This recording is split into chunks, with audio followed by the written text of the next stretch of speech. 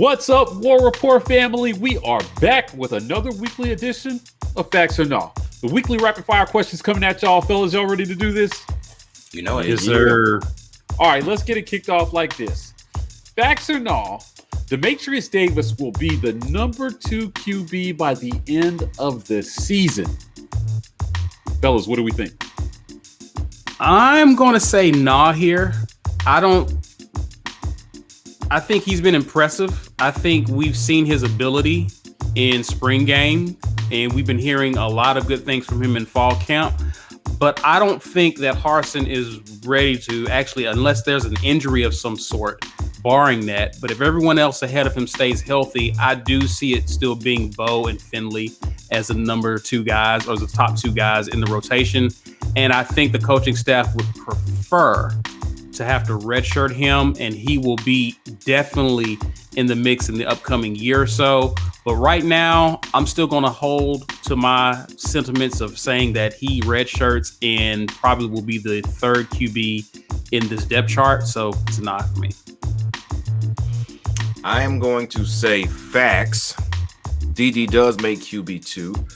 And I think it's going to be a combination of a shaky O-line where a mobile quarterback makes the most sense, and also inconsistency from Bo, who is the other mobile quarterback.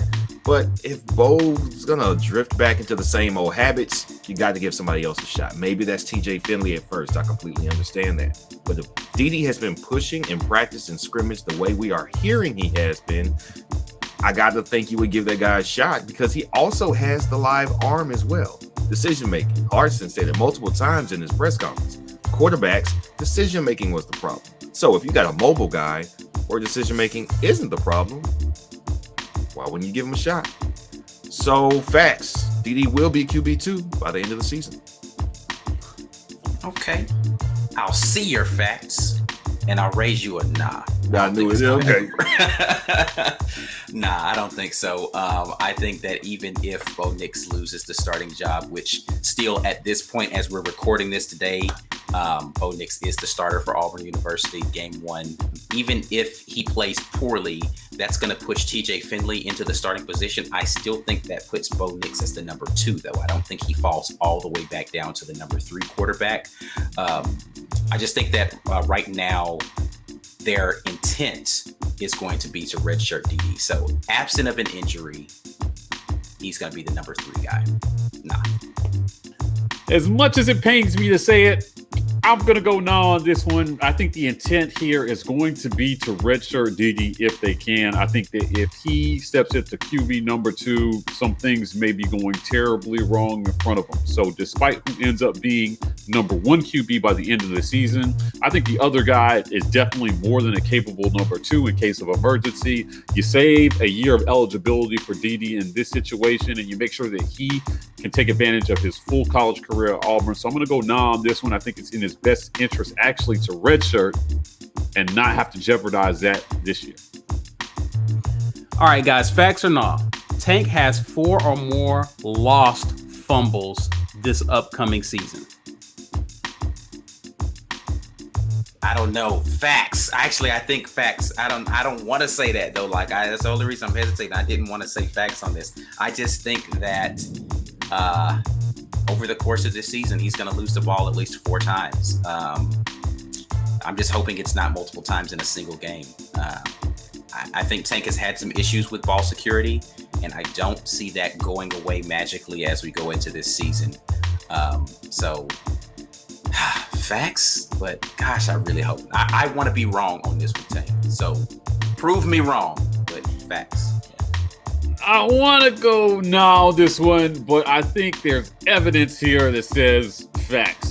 Listen, this is the second straight scrimmage we've had where Tank has fumbled the ball.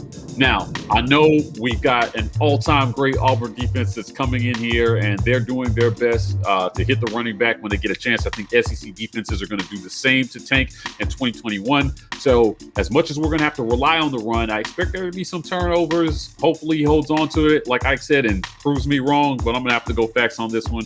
I think we might lose a few in this first year of Mike Bobo's offense.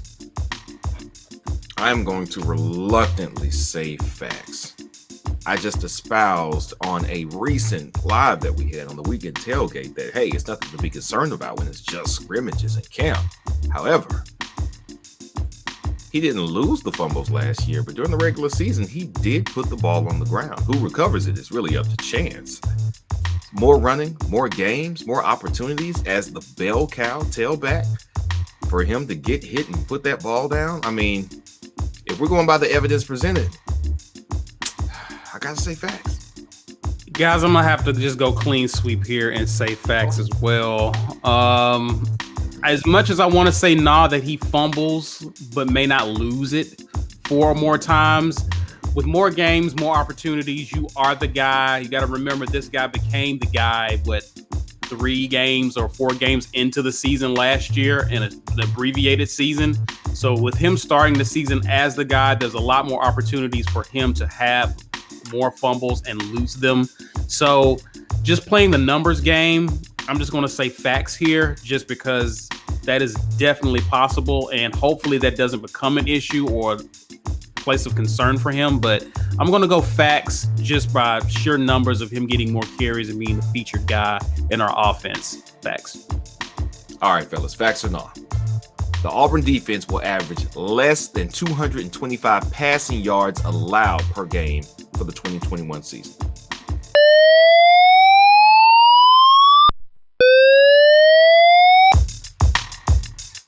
I'm going facts on this one, baby. I told y'all already, this is going to be an all-time great Auburn defense. 225 yards passing, getting more than that on this defense, not going to happen. Listen, we got 4 lockdown corners. There's going to be nowhere to go with the ball. And now, reports out of the first scrimmages, we're actually generating a pass rush from the D-line.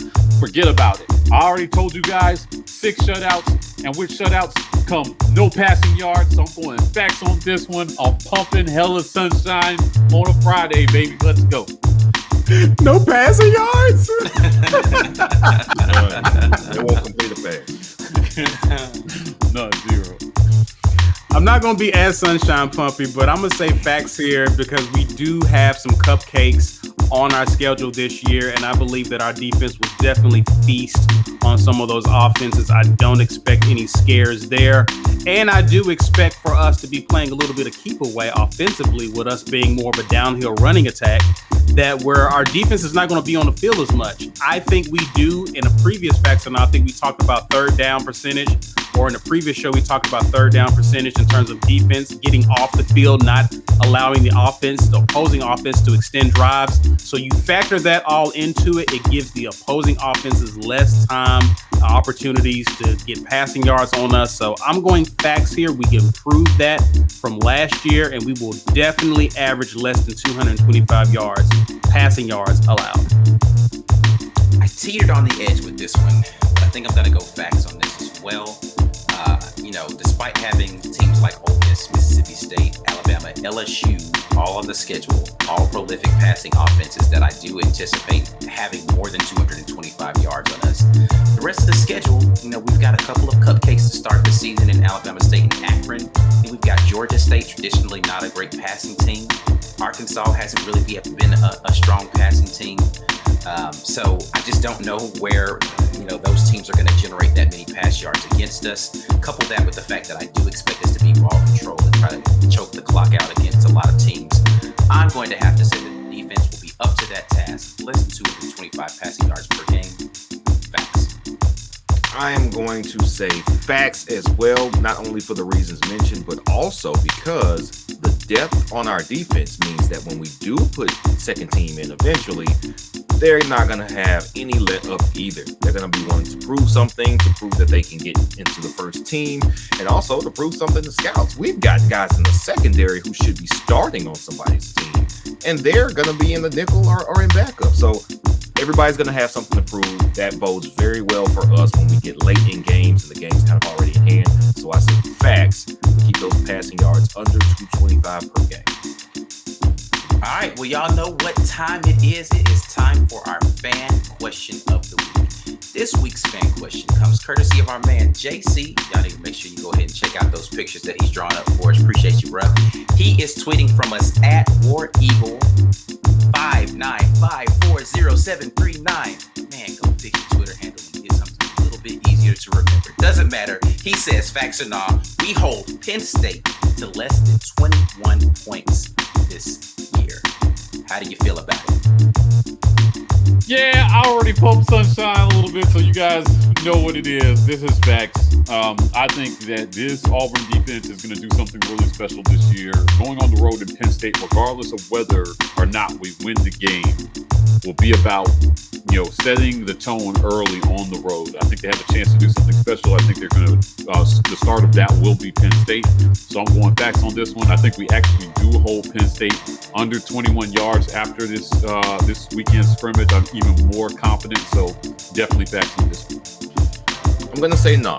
It's not because our defense is good. I think Penn State will have a lot to prove against the SEC team at home, that being a night game and a whiteout game. This is the one they've got circled on their calendar, even more so than the conference games they played before this game. I think for that reason alone, they're going to muster enough to get to 21. However, I don't think they'll get out of the 20s. I think it's 24-27 at the absolute most. It will not be 4 touchdowns. I think we keep them in check. The question will be for that game, does our offense show enough against their home defense, which would be a really big deal.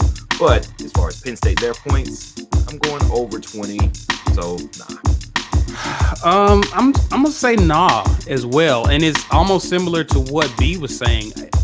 When you look at the way the game is going now and how it benefits offenses, a low-scoring game is now considered 24-27 points now, and it's unusual, but I've seen close games to where in the final, in the second half, teams begin to pull away and end up with 30 or end up with 28. I too think that Penn State gets about 21-24 on us in that game. So it's not like they're going to run up the score on us, but I just think it's really tough in this day and age to hold a team on the road with so much being new. We're not quite sure what our offense is going to look like. Hopefully we don't turn the ball over in that game, but it's going to be very difficult to hold that team under 21 points. If we do, I really like Auburn's chances, but I'm just going to err on the side of caution here that so much is new. This team's going to get better as the season goes on. So I'm going to say nah. Be happy to see it, but I'm going to go nah. I am going to say facts. Penn State, I think, is in for a rude awakening when Auburn comes to town. I think our defense is going to be that good. I just don't know where they're going to get the points. A lot of their offense was based on their ability to run. Their pass offense is going to be changing a little bit this year. They're going to be doing more of the spread concept stuff. So they're going to look a lot more like what Mississippi State looked like. Mississippi State didn't do that great against us last year. So I'm going to go facts. The Auburn defense is going to be up to the task under 21 points. We're going to make it happen, baby. Well, that's it. Another great edition of Facts or Nah. Listen, we want to hear from you. So if you want to get your question featured on this segment, tweet at us at The War Report on Twitter, and we'll get your question on the next segment. Other than that, you know where to find us. We are The War Report on YouTube, Facebook, Twitter, and Instagram. TW Report on TikTok. Gentlemen, we're signing off, and as always, War Eagle.